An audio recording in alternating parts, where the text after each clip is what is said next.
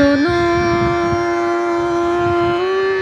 শোনো দিম্মা দিদার গল্প শোনো, শোনো শোনো গল্প শোনো, দিম্মা দিদার গল্প শোনো।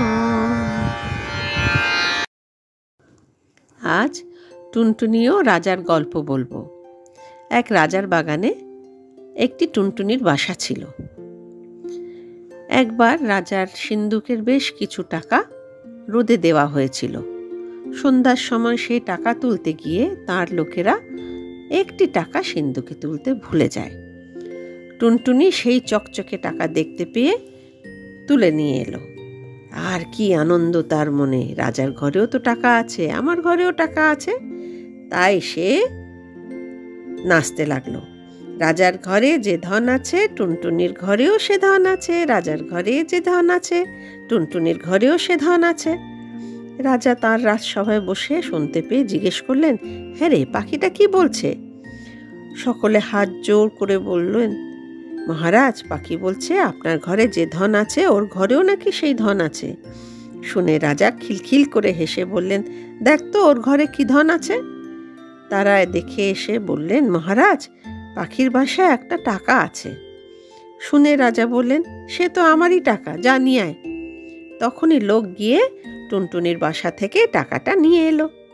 সে বেচারা আর কি করে, সে মনের দুঃখে গাইতে লাগলো, রাজা বড় ধনে কাতর, টুনটুনির ধন নিল বাড়ির ভিতর।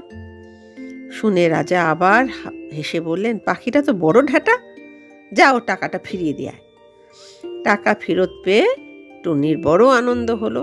সে আবার নেচে নেচে গাইতে লাগলো, রাজা ভারী ভয় পেল, টুনির টাকা ফিরিয়ে দিল, রাজা ভারী ভয় পেল, টুনির টাকা ফিরিয়ে দিল। রাজা জিজ্ঞেস করলেন, আবার কি বলছে রে? সবার লোকরা বলছে যে মহারাজ নাকি বড্ড ভয় পেয়েছেন, তাই ওর টাকা ফিরিয়ে দিয়েছেন। শুনে তো রাজামশাই রেগে অস্থির, বললেন, কি এত বড় কথা, আনতো ধরে বেটাটাকে, আজকে খেয়েই ফেলবো ভেজে। যেই বলা অমনি 100 লোক গিয়ে ছুটে টুনটুনির বেচারাটাকে ধরে আনলো ওর বাসা থেকে। রাজা তাকে হাতের মুঠোয় নিয়ে বাড়ির ভিতর গিয়ে সাতরানীকে বললেন, এই পাখিটাকে ভেজে আজ আমায় খেতে দিতে হবে। বলে তো রাজা চলে এসেছেন, আর রানীরা 7 জনে মিলে সেই পাখিটাকে দেখছেন। একজন বলছে, কি সুন্দর দেখতে, আরেকজন বলছে, আমার হাতে দাও না গো একটু। এই বলে এই হাত সেই হাত দেখতে গিয়ে টুনটুনি পাখি ফসকে ফুরুত করে উড়ে পালিয়ে গেল। কি সর্বনাশ, এখন কি হবে? রাজা জানতে পারলে তো আর রক্ষে নেই। এমনি করে তারা দুঃখ করছে, এমন সময় ব্যাঙ সেখান দিয়ে থপ থপ করে যাচ্ছে। 7 রানী তখন এর মুখ চাওয়াচাওয়ি করছে, আর খপ করে ব্যাঙটাকে ধরে ফেলে বলছে, চুপ চুপ, কেউ যেন জানতে না পারে, এটাকে ভেজে দিই, রাজামশাই ভাববেন যে টুনটুনি খেয়েছেন। সেই ব্যাঙটার ছাল ছাড়িয়ে তাকে ভেজে রাজামশাইকে খেতে দেওয়া হলো। রাজা তো ভারী খুশি, ভাবলেন এবার পাখির বাসা জব্দ করেছি, দেখি সে আবার গান করে কি করে। অমনি কোত্থেকে টুনটুনি এসে নেচে নেচে গাইতে লাগলো, বড় মজা বড় মজা, রাজা খেলেন ব্যাঙ ভাজা, বড় মজা বড় মজা, রাজা খেলেন ব্যাঙ ভাজা। শুনেই তো রাজামশাই লাফিয়ে উঠলেন, থু থু ফেললেন, ওয়াক করলেন, মুখ ধুলেন, আরো কত কি করলেন। তারপর রেগে বললেন, যাও 7 রানীর নাক কেটে ফেলো। অমনি জল্লাদ গিয়ে 7 রানীর নাক কেটে ফেললো।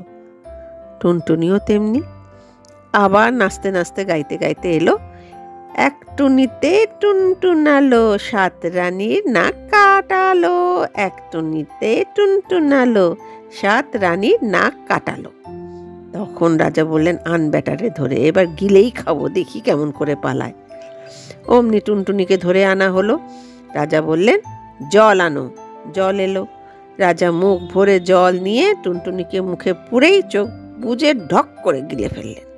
সবাই বললেন, এবার পাখি জব্দ হলো। বলতে বলতে রাজামশাই ভক করে একটা মস্ত ঢেকুর তুললেন। অমনি টুনটুনি সেই ঢেকুরের সঙ্গে ফুরুত করে উড়ে পালালো। রাজা বললেন, গেল গেল গেল, ধর ধর ধর। অমনি 200 লোক ছুটে গিয়ে আবার বেচারাকে ধরে আনলো। তারপর জল নিয়ে এলো। সিপাহীরা এসে তলোয়ার নিয়ে রাজার দুধারে দাঁড়িয়ে থাকলো।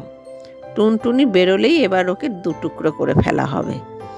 এবার টুনটুনিকে গিলেই রাজামশাই 2 হাত দিয়ে চেপে বসে আছেন, যাতে টুনটুনি আর বেরোতেই না পারে। সে বেচারা পেটের মধ্যে গিয়ে ছটফট করতে লাগলো। সে এত ছটফট করতে লাগলো, রাজামশাইয়ের নাক সিটকিয়ে একদম ওয়াক তুলে নারী বুড়ি টুনটুনি সব শুদ্ধ বেরিয়ে গেল। সবাই সিপাহীরা বলল, মারো মারো মারো মারো। অমনি দুজন দুদিকে যে তলোয়ার নিয়ে দাঁড়িয়েছিল তারা ফটাস করে এক কোপ দিল। টুনটুনি কোথায়? রাজার নাকই কাটা পড়ল। সে তো তখন আরো আপদ হলো। সিপাহীরা থতমত খেয়ে গেল। চারিদিকে হই হই রই রই। রাজামশাইয়ের নাক কাটা পড়েছে। রাজামশাই তো ভয়ানক চেঁচালেন।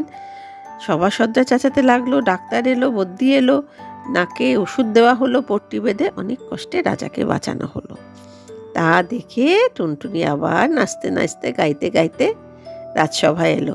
নাক কাটা রাজা রে, দেখতো কেমন মজা রে, নাক কাটা রাজা রে, দেখতো কেমন মজা রে, নাক কাটা রাজা রে, দেখতো কেমন মজা রে।